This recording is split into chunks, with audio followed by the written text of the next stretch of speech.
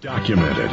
Alex Jones on the GCN Radio Network. I fell into a burning ring of fire. You know, I take myself as a microcosm of a journey of awakening. Some people misinterpret what I'm doing as fear.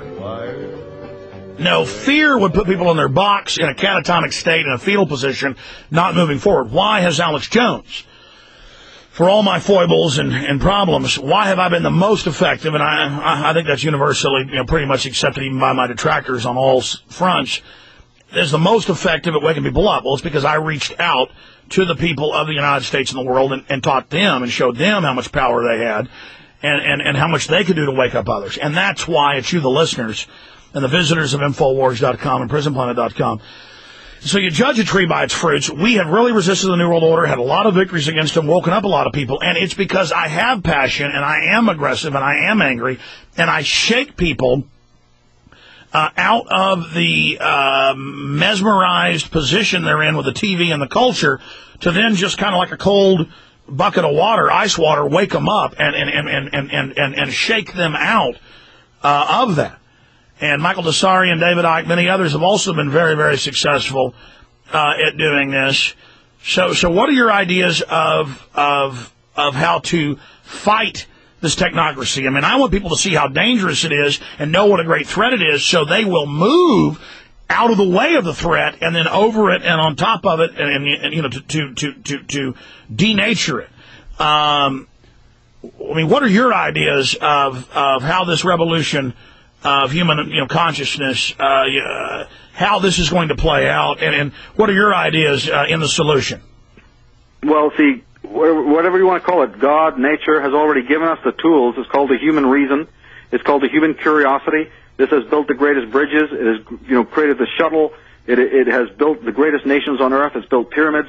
We already have the hardware within us installed, but what has happened is we've been conditioned to not use it, to doubt our own sensibilities, to doubt our own bodies, to doubt that we have control over our own lives and our own families and our own communities.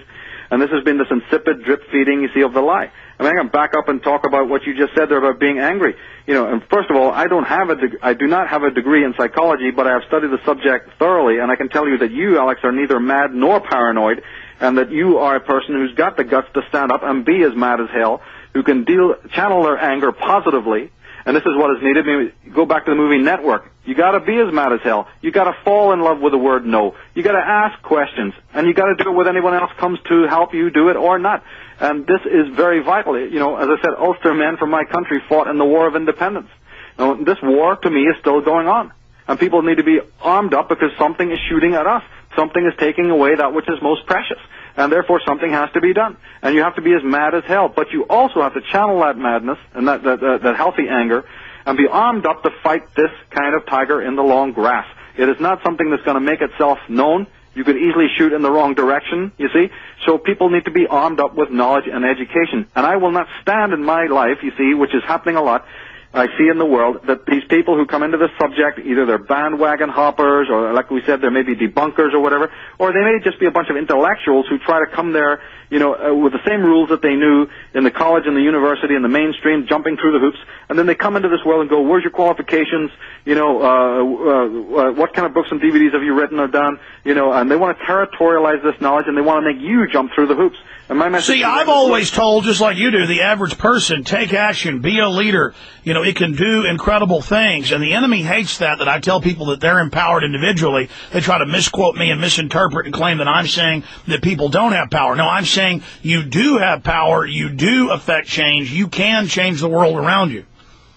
Well, you see, back one of the earliest mottos of the ancient Irish is very simple, and it said in Gaelic, but I'll in English, it is deeds to match words. And this is the fact, that here we are in a situation of colossal attack on the human race.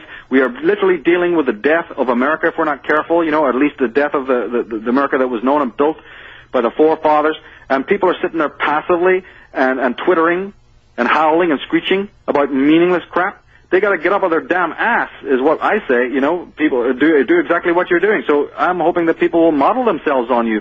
What happens when people watch You know, what was the reality back in 1950s? You know, people like me in Britain, Alex, grew up watching the Humphrey Bogart, movies, the Jimmy Cagney movies, when people in America looked you right in the eye and told you where to get off.